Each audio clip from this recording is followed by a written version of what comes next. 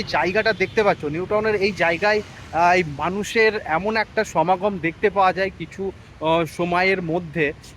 তো সেই সমাগম দেখে তোমাদের যদি কখনো নিউ টাউনে ঘুরতে আসো, তাহলে নিউ টাউন বাস স্ট্যান্ড থেকে একটু দূরে ওয়াকিং স্ট্রিট বা অ্যাক্সেস মলের আশেপাশে তোমরা যদি কখনো ঘুরতে আসো, সেই জায়গায় সুন্দর সুন্দর মনের একটা দৃশ্য, সুন্দর একটা দৃশ্য তোমরা দেখতে পাবে এবং মনে একটা নতুন আমেজ প্রস্ফুটিত হবে। দেখতে পাচ্ছ এই নিউ টাউনের গার্ডেনের কাছে এত দুপুর রোদের মধ্যে বেশ একটা নতুন আমেজ সৃষ্টি হচ্ছে, একটা নতুন আবহাওয়ার সৃষ্টি হচ্ছে।